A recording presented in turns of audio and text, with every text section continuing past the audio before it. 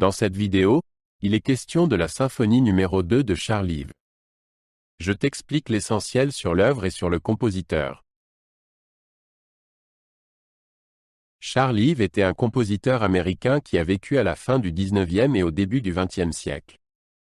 Il a écrit sa symphonie numéro 2 entre 1899 et 1902, qui montre comment Ives a su combiner différents styles et traditions musicales. Il a mélangé des influences européennes traditionnelles avec de la musique populaire américaine. La symphonie a été jouée pour la première fois en 1951 à New York, près de 50 ans après sa composition. La symphonie numéro 2 se compose de 5 mouvements, aux ambiances et aux thèmes différents. Le premier mouvement, Andante moderato, commence lentement et débouche sur un allegro animé. Le deuxième mouvement, Allegro, est joyeux et rappelle les danses. Le troisième mouvement, Adagio cantabile, est calme et lyrique. Les deux derniers mouvements, Lento maestoso et Allegro molto vivace, amènent la symphonie à une conclusion puissante.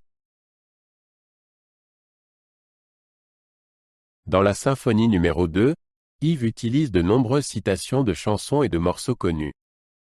Il s'agit notamment de chansons populaires américaines, de cantiques et de mélodies patriotiques. Des compositeurs européens classiques comme Beethoven et Brahms sont également cités. Ces citations sont souvent courtes et parfois difficiles à reconnaître. Elles créent un mélange unique de différentes influences musicales. Charles Ives aimait la musique populaire américaine et l'a intégrée dans ses œuvres.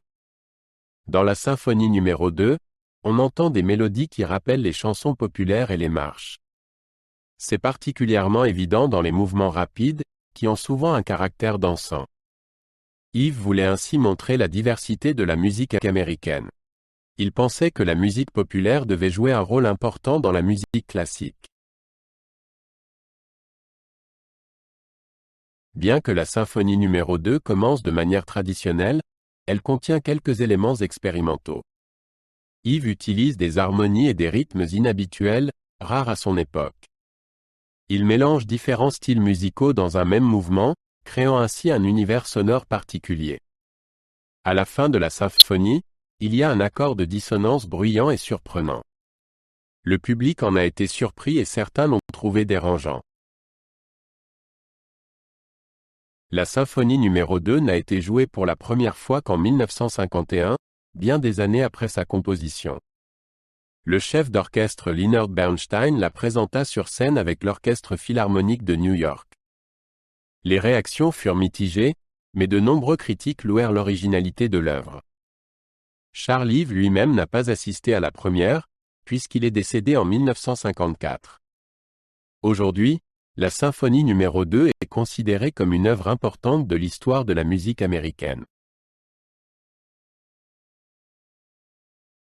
La symphonie numéro 2 de Charles Ives a eu une grande influence sur la musique américaine.